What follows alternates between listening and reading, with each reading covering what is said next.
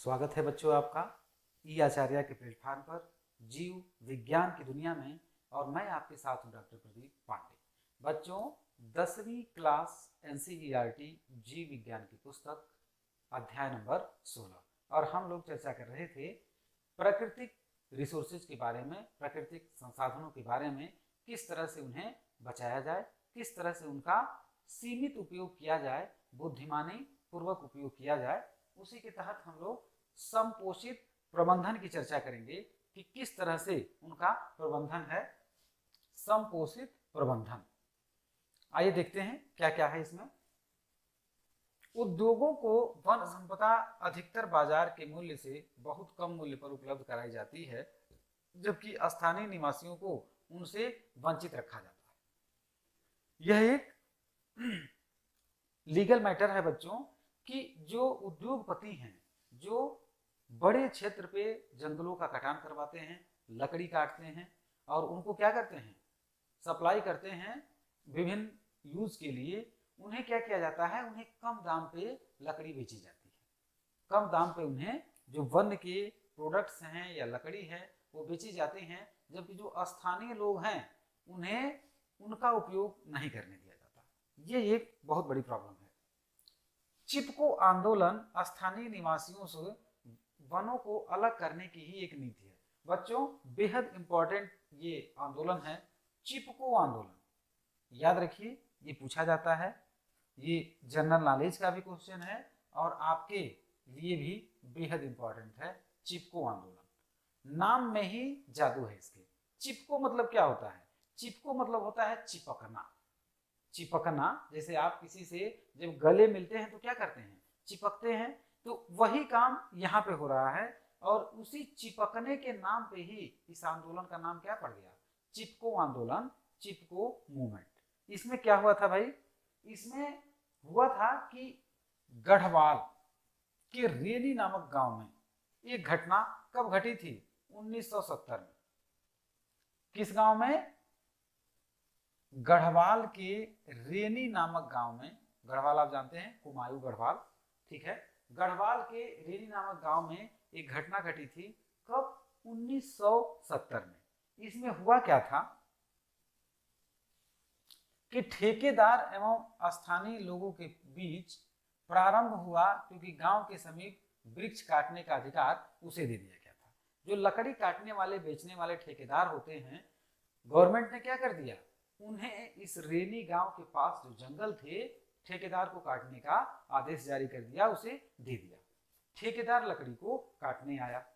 उस समय हुआ क्या था कि एक निश्चित दिन ठेकेदार के आदमी वृक्ष काटने के लिए आए, जबकि वहां के निवासी पुरुष वहां नहीं थे। सोचिए, ये महिलाओं का आंदोलन था, ये महिलाओं का आंदोलन था, लेडीज मूवमेंट था।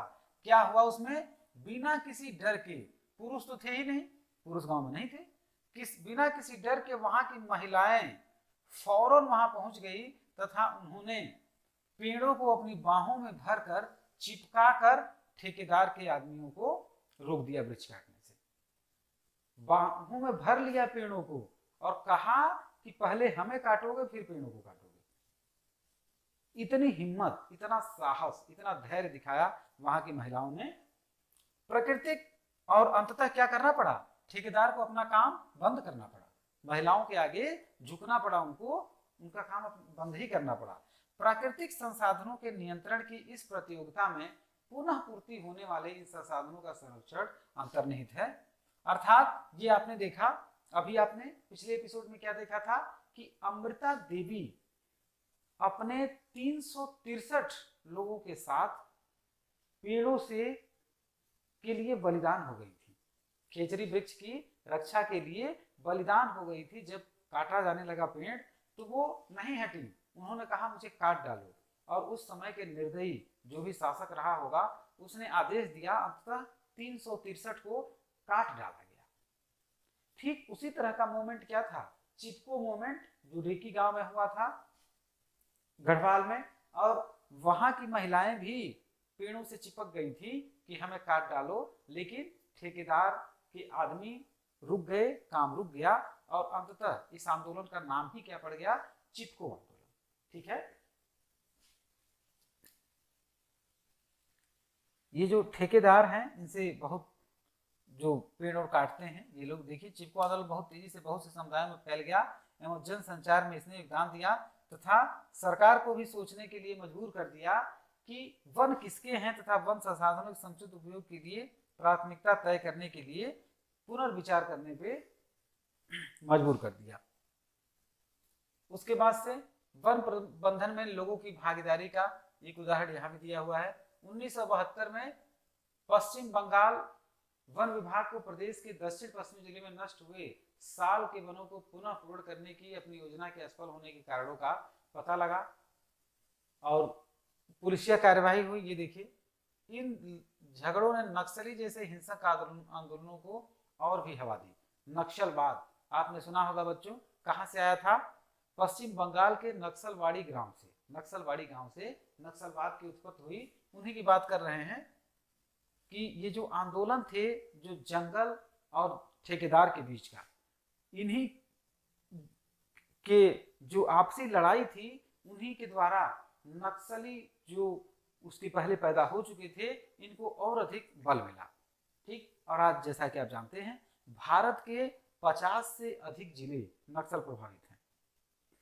अतः वन विभाग ने अपनी नीति में बदलाव कर दिया तथा मिदनापुर के आराबाड़ी वन क्षेत्र में एक योजना प्रारंभ की। यहाँ वन विभाग के एक दूरदर्शी अधिकारी ए.के. बनर्जी ने ग्रामीणों को अपनी योजना में शामिल किया तथा उनके सहयोग से बुरी तरह से क्षतिग्रस्त साल के वन की 1272 हेक्टेयर क्षेत्र का संरक्षण किया, अर्थात वहां पे पौधे लगाए गए। इसके बदले में निवासियों को क्षेत्र की देखभाल की जिम्मेदारी के लिए रोजगार मिला तथा साथ ही वहां की उपज का 25% के उपयोग का अधिकार भी मिला और बहुत कम मूल्य पर ईंधन के लिए लकड़ी और पशुओं को चराने की अनुमति भी दी गई। अर्थात जो स्थानीय लोग हैं, जाहिर सी बात है उनका अधिकार वन पे पहले होना चाहिए। स्थानीय समुदाय की सहमति तथा सक्रिय भागीदारी से 1983 तक आरावड़ी का सालवन समृद्ध हो गया तथा पहले बेकार कहे जाने वाले वन का मूल्य 12.5 करोड़ आंका गया। ठीक है, ये बाद में वन विभाग की एक अच्छी पहल थी और उसमें सबसे महत्वपूर्ण भूमिका किन्होंने निभाया? ये ए.के. बनर्जी साहब ने, ए.के. बनर्जी साहब ने बहुत अच्छी भूमिका निभाई थी। उसके बाद से भाई क्रियाकलाप हैं ये, राष्ट्रीय उद्यानों में पर्यटकों के लिए आराम गृह का निर्माण करना, राष्ट्रीय उद्यानों में पालतू पशुओं को चराना, पर्यटकों द्वारा प्लास्टिक बोतल थैली अन्य कचरे को राष्ट्रीय उद्यान में फेंकना, ये बहुत गलत चीजें हैं। राष्ट्रीय उद्यान में इस तरह की चीजें नहीं होनी चाहिए। ये लिमिटेड है, जो बाहरी सरफेस में होनी चाहिए, अंदर की तरफ तो बिल्कुल नहीं होना चाहिए जिससे वन्य जीवों को कोई नुकसान पहुंचे। और सबसे डेंजरस तो ये काम है, मोस्ट डेंजरस ये काम है, प्लास्टिक बोतल थैली तथा अन्य कचरों को राष्ट्रीय उद्यान में फेंकना। ये तो बिल्कुल नहीं करना चाहिए क्योंकि इसके बहुत सारे बैड इफेक्ट्स देखने को मिलते हैं। क्वेश्चन है कि हमें वन एवं वन्य जीव का संरक्षण क्यों करना चाहिए? फिर वही बात आ गई, ये क्या है? ये प्रकृति है, ये प्रकृति के सोर्स हैं और जो वन है, वन से हमें क्या मिलता है? ऑक्सीजन, प्राणवायु। इसके अलावा क्या क्या मिलता है? Food and would. ठीक, फूड एंड वुड। यदि हम वन और वन्य जीवन को नष्ट कर देंगे, समाप्त कर देंगे, तो ये जो चीजें हमें मिल रही हैं वो कहां से मिलेंगी? नहीं मिलेंगी। हमारा जीवन दुभर हो जाएगा, दुष्कर हो जाएगा। संरक्षण के लिए कुछ उपाय सुझाइए। संरक्षण के लिए पहला काम तो क्या है भाई? कि जनसंख्या पे नियंत्रण हो, पहला काम। क्योंकि जनसंख्या कम रहेगी तो आवश्यकताएं कम होंगी, आवश्यकताएं कम होंगी तो जंगल के जो वृक्ष हैं या जीव जंतु हैं उनका दोहन कम होगा। भाई कम लोग रहेंगे, कम घर बनेंगे, कम घर बनेंगे तो कम फर्नीचर की जरूरत पड़ेगी। ठीक है, एक छोटा सा उदाहरण है, इसी तरह के ढेर सारे उदाहरण देखे जा सकते हैं। ठीक है बच्चों, नेक्स्ट है सभी के लिए जल। अब ये किसकी बात कर रहे हैं? जल की, अर्थात पानी की उपयोगिता की बात कर रहे हैं। और जैसा कि आप जानते हैं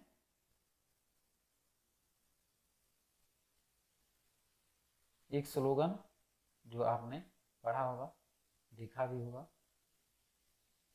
जल ही जीवन है। ठीक, जल के बिना जीवन संभव ही नहीं है। यहाँ पे एक क्रियाकलाप दिया गया है जल से संबंधित कि महाराष्ट्र के गांव में जल की कमी की दीर्घकालिक समस्या से जूझ रहे ग्रामीण एक जल मनोरंजन पार्क का घेराव कर लेते हैं। इस पर परिचर्चा कीजिए कि यह उपलब्ध जल का समुचित उपयोग है। ठीक है, जल की समस्या से जूझ रहे हैं तो उनके लिए जो भी समुचित व्यवस्था है। धरती पर रहने वाले सभी जीवों की मूल आवश्यकता जल है। मूल आवश्यकता क्या है? जल है, या डायरेक्ट कह लें तो जल ही जीवन है। क्लास 9 में हमने क्या पढ़ा भाई? एक संसाधन के रूप में जल के महत्व तथा पढ़ चुके हैं जल के स्रोत और उनकी चर्चा। यहाँ पे देखिए क्या क्या है।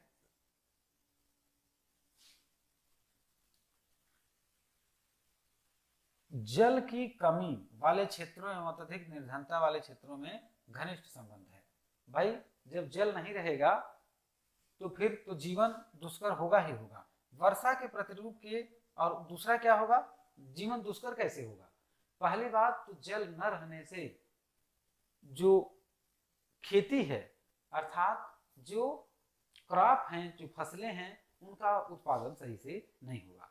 ठीक, जब उत्पादन नहीं होगा, एग्रीकल्चरल प्रोडक्ट्स नहीं होंगे तो निर्धनता तो होनी ही होनी है। यही कह रहे हैं कि जल की कमी वाले क्षेत्रों एवं अत्यधिक निर्धनता वाले क्षेत्रों में घनिष्ठ संबंध है। अर्थात जहां जल की कमी है वहां पे क्रॉप प्रोडक्ट्स नहीं होंगे, पौधे, अनाज, दालें ये सब नहीं होंगी या बहुत कम होंगी, तो क्या होगा? वहां का जो जनजीवन है वो अस्त व्यस्त रहेगा, किसान वहां का निर्धन होगा, कमजोर होगा। और यही कारण है बच्चों कि अपने यहाँ भारत के अनेक क्षेत्र जहाँ पे जल की कमी है, जो अक्सर सूखा प्रदेश रहता है, वहां पे किसान आत्महत्याएं करते हैं। क्यों? क्योंकि विभिन्न कारणों से जल नहीं है, फसल नहीं पैदा हो पा रही, उनके ऊपर कर्ज बढ़ता जा रहा है। अक्सर आपने पेपर में पढ़ा होगा कि यदि अपने देश की बात करें, खासकर यूपी की बात करें, तो पश्चिमी उत्तर प्रदेश के बहुत सारे किसान सुसाइड कर लेते हैं। ठीक, वर्षा के प्रतिरूप के अध्ययन से भारत के विभिन्न क्षेत्रों में जल उपलब्धता का पूर्ण सत्य सामने नहीं आता। निर्भर इसका अर्थ है कि वर्षा केवल वर्ष के कुछ महीनों तक ही सीमित रहती है।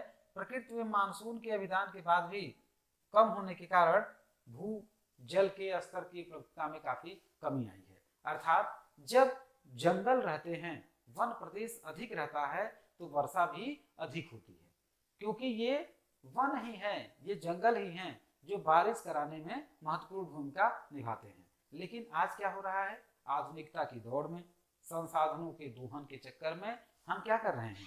वन प्रदेश को काटते जा रहे हैं। जंगलों का कटान शुरू है और उस कटान का परिणाम क्या है कि बारिश की अनियमितता, कहीं सूखा पड़ गया, कहीं बाढ़ आ गई। ठीक है, और यही कारण है कि किसान सबसे अधिक व्यथित है, सबसे अधिक परेशान है।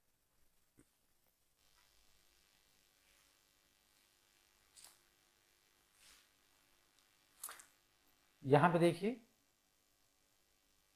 उद्योगों से प्रवाहित प्रदूषक एवं नगरों के कूड़ा कचरे से जल को प्रदूषित कर उसकी उपलब्धता की समस्या को और अधिक जटिल बना दिया गया है। बांध, जलाशय एवं नहरों का उपयोग भारत के विभिन्न क्षेत्रों में सिंचाई के लिए प्राचीन समय से किया जाता रहा है, और ये सब चीजें हैं, सब कॉमन सी चीजें हैं।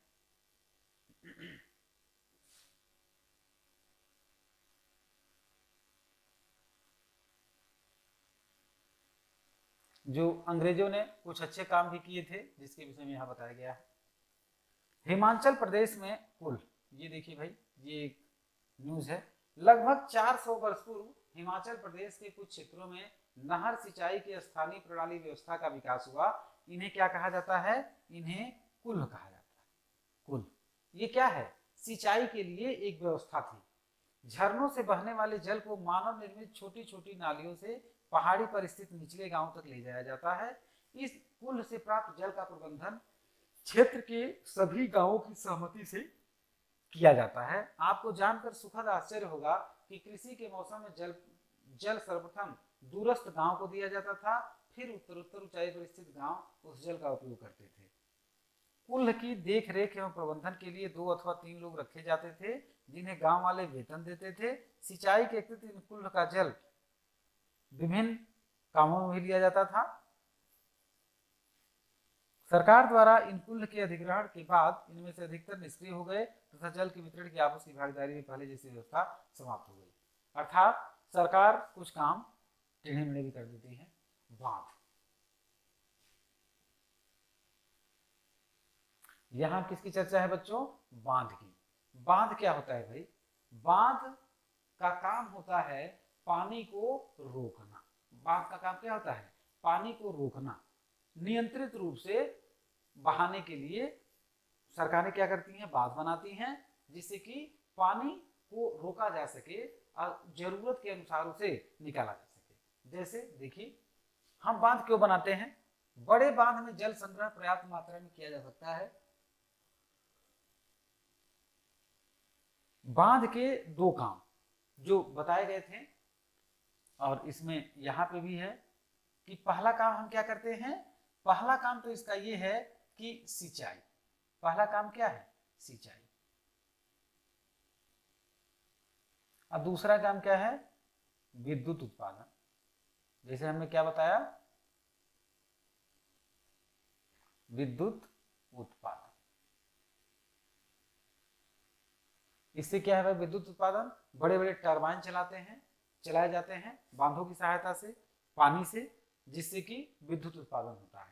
अगर जो यहाँ भारत की बात देखें तो यहाँ देखिए, इंदिरा गांधी नहर से राजस्थान के काफी बड़े क्षेत्र में हरियाली आ गई है, परंतु जल के खराब प्रबंधन के कारण कुछ लोग ही इसका लाभ उठा रहे हैं और बाकी लोग, बहुत से लोग इससे वंचित रह जा रहे हैं। जल का समान वितरण नहीं आता। जल स्रोत के निकट रहने वाले व्यक्ति गन्ना एवं धान जैसी अधिक जल खपत वाली फसलें उगा लेते हैं, जबकि दूर के लोगों को जल मिल ही नहीं पाता। ये क्या है भाई? यह अनइक्वल डिस्ट्रीब्यूशन है, अनइवन डिस्ट्रीब्यूशन है, विषम बंटवारा है, जो कि नहीं होना चाहिए। प्राकृतिक संसाधनों पे सबका अधिकार है। यह इस अध्याय के शुरू से ही बात हो रही है बच्चों कि प्रकृति के जो संसाधन है उस पर सबका अधिकार है। ऐसा नहीं होना चाहिए कि कुछ लोग बहुत उपयोग कर लें और कुछ को मिले ही नहीं। जैसे इसमें क्या दिखाया गया है कि जो लोग नजदीक हैं, निकट रहने वाले, जो जल स्रोत के निकट रहने वाले लोग हैं, वो लोग तो अपनी फसलें उगा लेते हैं, गन्ना और धान, जिसमें कि पानी ज्यादा लगता है, इस तरह की फसलें उगा लेते हैं। लेकिन जो दूर रहने वाले लोग हैं उनको मिलता ही नहीं पानी।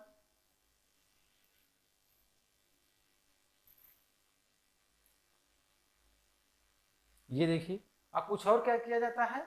बांध बनाते समय जो कस्बा, जो लोग विस्थापित किए जाते हैं, उनके रहने का भी प्रबंधन सही से नहीं हो पाता, या उन्हें जो भी चाहिए सुविधाएं वो नहीं मिल पाती, तो एक असंतोष व्याप्त होता है।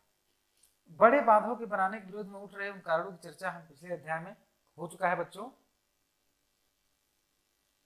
गंगा नदी पर टिहरी बांध इसका एक उदाहरण है। ये याद रखिएगा, ये पूछा जाता है कि टिहरी बांध कहां बना? गंगा नदी पर।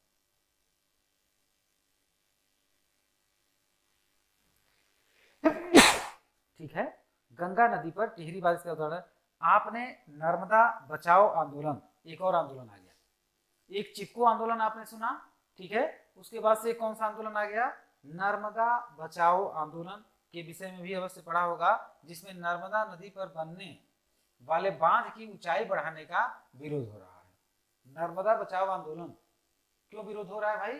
कि बांध की जो ऊंचाई है गवर्नमेंट चाहती है उसे बढ़ाया जाए, लेकिन जो स्थानीय लोग हैं वो कह रहे हैं कि नहीं, न बढ़ाया जाए। क्यों? इसके 3 कारण। सामाजिक समस्याएं, क्योंकि इससे बड़ी संख्या में किसान और आदिवासी विस्थापित होते हैं और उन्हें मुआवजा भी नहीं मिलता। गवर्नमेंट जिन्हें विस्थापित करती है उन्हें मुआवजा भी नहीं मिलता सही से। आर्थिक समस्याएं, क्योंकि इनमें जनता का बहुत अधिक धन लगता है और उस अनुपात में लाभ अपेक्षित नहीं है। तीसरा क्या कारण? पर्यावरणीय समस्याएं। क्यों? क्योंकि बड़े स्तर पर वनों का विनाश होता है। जो बांध बनाए जाते हैं बच्चों, उसमें लाखों की संख्या में पेड़ काट डाले जाते हैं बांध बनाने के लिए, तो क्या है? पर्यावरण का भी विनाश होता है। विकास की विभिन्न परियोजनाओं में विस्थापित होने वाले अधिकतर व्यक्ति गरीब आदिवासी होते हैं, जिन्हें इन परियोजनाओं से कोई लाभ नहीं मिलता। बेचारे जो आदिवासी रह रहे हैं जंगलों में, जो विस्थापित कर दिए गए, वहां विद्युत उत्पादन के लिए कोई प्लांट लग गया तो उससे उनका क्या लाभ, उनसे उन्हें कोई लाभ नहीं मिलता, जबकि उनका विस्थापन भी हो जाता है, उनका घर बार सब कुछ जो वहां पे स्टेब्लिश है वो सब छूट जाता है, तथा उन्हें अपनी भूमि एवं जंगलों से भी हाथ धोना पड़ता है और समुचित क्षतिपूर्ति भी नहीं मिलती, मुआवजा भी नहीं मिलता है। ये देखिए एक और बात है, 1970 में बने तावा बांध के विस्थापितों को अभी भी वह लाभ नहीं मिल सका जिसके लिए उनसे वायदा किया गया था। ये सरकार की गलत नीति है, ऐसा नहीं होना चाहिए। जल संग्रहण की बात की जा रही है बच्चों, अर्थात जो जल है हम उसे कैसे संग्रहित करें, कैसे बचाएं। यहाँ पे एक नाम है जो आपको याद रखना है, जनरल नॉलेज का भी है, वाटरमैन। ये भारत के वाटरमैन कौन है? डॉक्टर राजेंद्र सिंह, ये आप याद रखिए।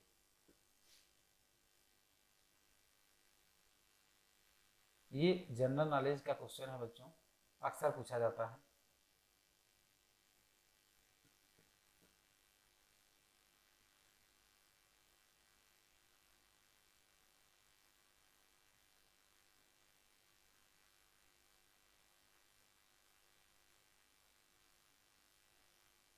डॉक्टर राजेंद्र सिंह, ठीक है। इन्होंने क्या किया था भाई, एक पारंपरिक प्रौद्योगिकी द्वारा भारत के वाटरमैन देश के सबसे सूखे क्षेत्रों के सूखाग्रस्त गांवों के हजारों ग्रामीणों की जिंदगी बदल पाए।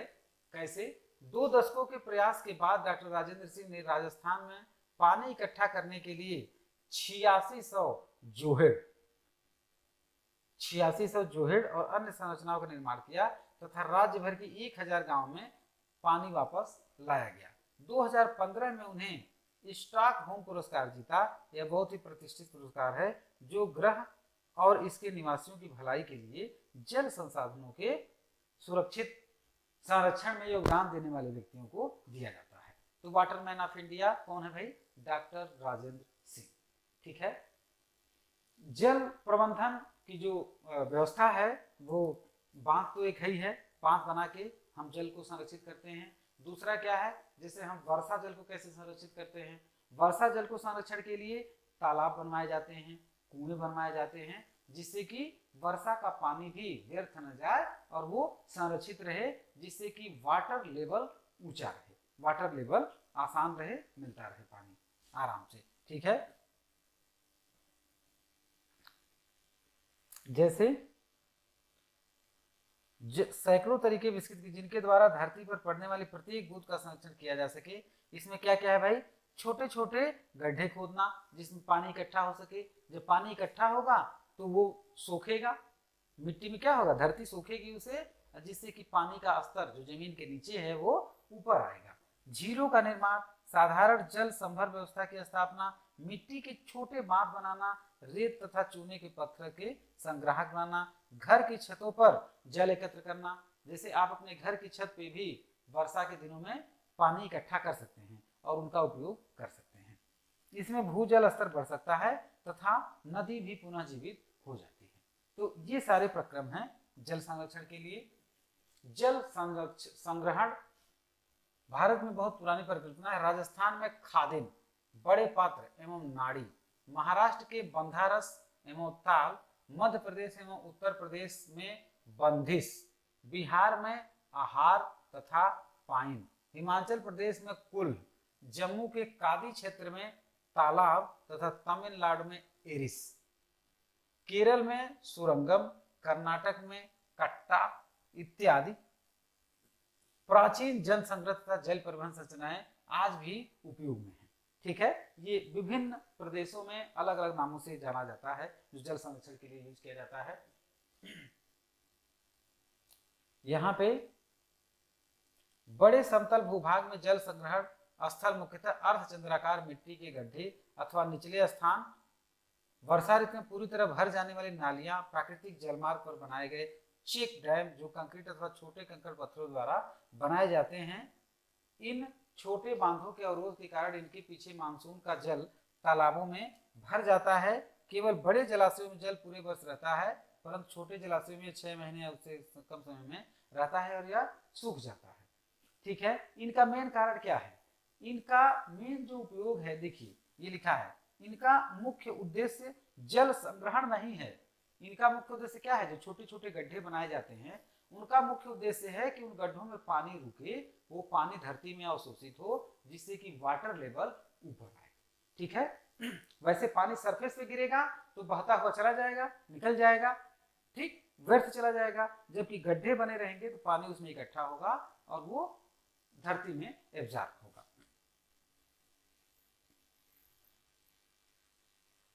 ठीक है। ये देखिए एक बना हुआ है जल संग्रहण की पारंपरिक व्यवस्था, खाद्य पद्धति का आदर्श व्यवस्थापन। कि किस तरह से जल को संग्रहित किया जाता है। बहुत अच्छा डायग्राम बनाया गया है। यहाँ पे ये जल ग्रहण क्षेत्र है, यहाँ पे खाद्य अथवा फसल वाला क्षेत्र जहाँ पे फसलें बोई जाती है। ये खाद्य बंध बन गया है। बंध मतलब ये एक बैरियर यहाँ लगा दिया गया है, बांध बना दिया गया है छोटा सा, जिससे कि जो पानी यहाँ से आए, जो यहाँ जल रहे, वो नीचे न भागने पाए, यहीं रुका रहे। और उससे होगा क्या? ये जो वाटर है वो इस सॉइल में नीचे अवशोषित हो। जब पानी रुका रहेगा तभी तो सोखेगा। उथला कूप, और उस तरह से इस सब ये सारी चीजें ये बनाई जाती हैं जिससे कि पानी धरती में नीचे जाए। ये सब व्यवस्था है। ये कुछ क्वेश्चन है। अपने निवास क्षेत्र के आसपास जल संग्रहण की परंपरागत पद्धति का पता लगाइए। इस पद्धति को पेयजल व्यवस्था पर्वतीय क्षेत्रों में मैदानी क्षेत्र अथवा पठार क्षेत्र से तुलना कीजिए। अपने क्षेत्र के स्रोत का पता लगाइए। क्या इस क्षेत्र से प्राप्त जल उस क्षेत्र के सभी निवासियों को उपलब्ध है?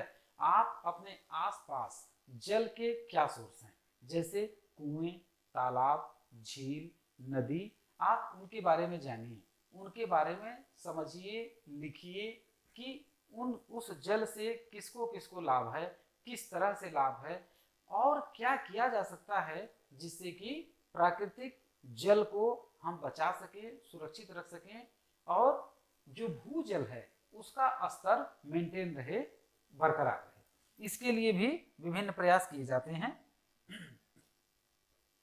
जैसे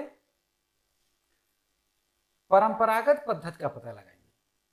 आपके आसपास तालाब, आजकल सरकार भी बहुत सक्रिय है कि तालाब, वो जो सरकार तालाब को दोबारा रीओपन करवा रही है, खुदवा रही है, जिससे कि जल संरक्षण की भूमिका रहे। यहाँ पे जो अपना यूपी है, खासकर उत्तर प्रदेश के पश्चिमी उत्तर प्रदेश के कुछ जिले, बुंदेलखंड के कुछ जिले, अपने देश में राजस्थान के कुछ भाग बहुत ही सूखे से ग्रस्त प्रदेश हैं, और वहां के लिए वाटर हार्वेस्टिंग एक वरदान साबित होगा। आने वाले दिनों में वाटर हार्वेस्टिंग, किस तरह से हम वर्षा जल को मैनेज करें, गड्ढे खोद के, तालाब बना के उनको किस तरह से इकट्ठा करें जिससे कि भूजल स्तर ऊपर आए, भूजल स्तर बरकरार रहे, इसके लिए बहुत ही इम्पोर्टेंट है, बहुत ही जरूरी है कि हम जो भी विधियां हैं कामन, जिन्हें हम उपयोग में ला सकते हैं, उनका उपयोग करें और जल को संरक्षित करें, बचाए रखें। इसके बाद से बच्चों हम लोग चर्चा करेंगे कोयला एवं पेट्रोलियम की, जिसके बारे में पूरे अध्याय में जगह जगह बातें होती आ रही हैं बच्चों। कोयला एवं पेट्रोलियम, इसका क्या उपयोग है, इन्हें कैसे बचाएं, और इनको नहीं बचाएंगे तो फिर क्या होगा, इसकी चर्चा हम करेंगे अगले एपिसोड में। बने रहिए ई आचार्य के प्लेटफॉर्म पर। Thank you very much.